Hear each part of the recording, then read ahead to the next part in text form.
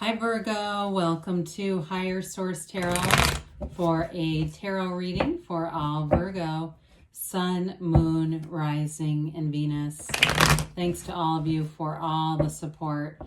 I send you love and positive energy every day. I appreciate you all so much. And if you are new here, welcome to you. I post new readings on Friday, then again on Monday. So if a reading doesn't resonate, come back in a couple of days. You can just watch a new reading.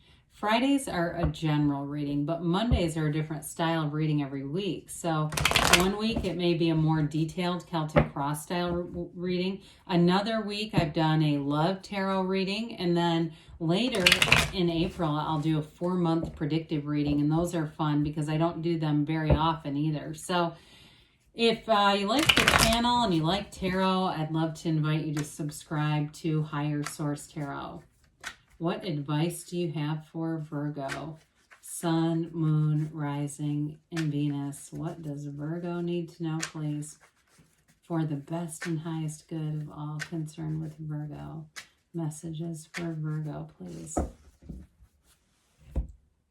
All right, so we'll start here with the tarot, and then we'll have the Angel Answers Oracle cards. You have here the Page of Pentacles. I feel like I haven't seen that page in a long time. The 9 of Pentacles, the Tower, the Judgment we've got here. You've got the 6 of Cups, the 5 of Cups. Interesting that they're in reverse order. You've got the 2 of Cups and the 10 of Cups. Well, I definitely like it. You know, you've got an energy here where you're going to be really thriving in change. I feel like, too, you have some kind of a facility. We talk about the Tower as the corporate raider. What that can mean in your energy is, you know, it can be like somebody who flips houses. Honestly, it can be on the more mundane level where you have a real keen eye for detail, and that's part of who you are anyway. But it's like you can come in and look at a situation. You'd be a great consultant in that energy, or anything you're doing. Like if you're changing something literally with the Page of Pentacles Tower, and it's actually a construction situation, or something that needs to be changed within your work setting, like moving people around or something like that, you'll get it right with that energy. But we have here Earth, certainly. So Taurus, Virgo, Capricorn. We've got water, Pisces, Cancer, Scorpio. And we've got 2 major arcana. It's a big deal here, though. So this Page of Pentacles, pages are messengers. So this page, I do feel like you have some kind of an important shift with money because you have both the 9 and 10 here, too.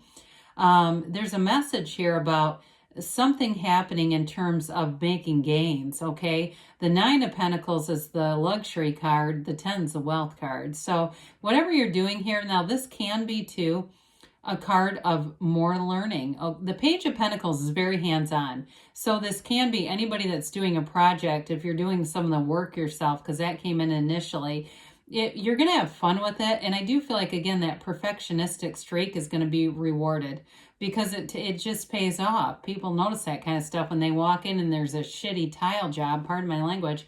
You know, you see people all the time posting comments and stuff about that, like, oh God, they missed that. And, you know, but you'll have the right energy to really see what needs to get done.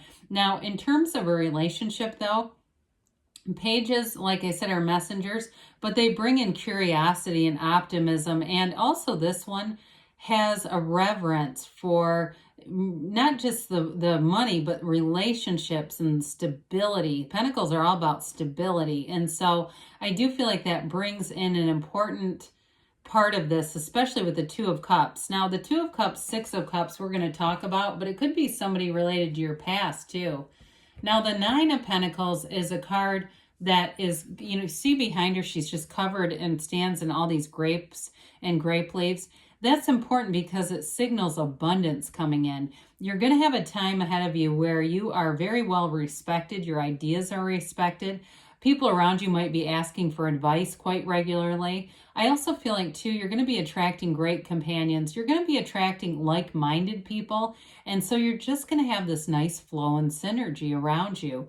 But anybody that's, like I said, doing any kind of improvements, or if you're moving somewhere, she lives in the lap of luxury. So you will have enough money, more than enough.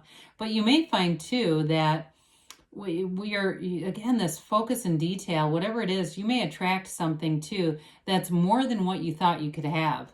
Like there's something where you make a gain here, so it may not be an actual exchange of money, but it's like a great deal on something, or the great opportunity at something that you just happen to attract, really. So with the Tower, we like the Tower because the Tower comes right after the Devil, and it blows apart any limitations. It really is a card. You've got the Yods of the Tarot here coming down. Now, some people pronounce that Yods, and I've had people correct me on the channel. I've heard it both ways. There are some very famous spiritual teachers that do say Yod. So those of you that are like, well, potato on that. However, it's telling you that it's divine guidance. It's very important here. This is a tower created on sand. It was not meant to last. So something has to change here, but this is all about thriving in change. It's an awakening. It's an overthrow of any kind of delusions or anything that was keeping you back. It ends that, and it delivers a radical new life. You see the crown at the top represents the ego, and that lightning bolt is the universe coming in and eradicating anything that just was not stable in your life. So it wasn't sustainable, whatever it was. And some of you may be coming in, like I said, as a consultant with something. That really is what the tower symbolizes. And this can be, again, it can be something like renovations too, where you come in, but you have what you need to make the best choices, the selections. You get things going. It's always an improvement. Whatever comes out of the tower moment is always a substantial improvement. Now, it can be big changes in your life too, as far as people. I mentioned you're going to be attracting people that you're going to be in sync with. So if there's been people that have been kind of negating you, this may also be an exit for somebody, but that's okay. They're on their own path, and they're just not keeping up in the same energy field, and there's nothing wrong with letting them go if that's the case. So Judgment shows up, and what a beautiful card this is. Right after that, the Archangel Gabriel blows this horn of ascension. Again, the ego is symbolized here too. These coffins of the ego. So if you're dealing with somebody too that's a real egomaniac, I do feel like you're going to be free of them. That may be part of why the tower is, if you have something at work or something with that. I don't feel like it's in a relationship though. I do see, I mean, you've got wonderful energies here with the 10 of Pentacles and the 2 of Cups in terms of relationships. There's real love here. There's self-mastery. There's freedom, but there's great appreciation for a relationship. So with the Judgment card, it may be a decision too that's related to the tower, but this is celebration. So it's a decision that brings in a new perspective, a higher perspective. It's a fresh view, and it's really a renewal. So it's moving forward with things in a way where everyone feels good about it. There's no, they're celebrating, and they're completely unclothed. The unclothed characters indicate complete acceptance, love, and joy. There's nothing holding you back here, Virgo. So with the 6 of Cups, we dabbled in this one a little bit. This is definitely a very caring energy. It's a very sweet relationship, and energy in relationships. It's taking care of one another, looking out for one another. But I also feel like it extends beyond just a partnership. It may be even about people around you, like I said, attracting people who really care about you on a genuine level. They want to hear your ideas. They want to see you feel happy. They want to celebrate you. They want to see you win. So there's a mutuality about this though too. It's that vice versa where you've got there's like a true partnership with people around you. So not just a love relationship, but I feel like the people that you're attracting now will be friends for a very long time, partners. There may be networking too here where you just have this connection with people that's really fluid. Well, it's funny that you have the 5 right next to it, because we've got 78 cards here.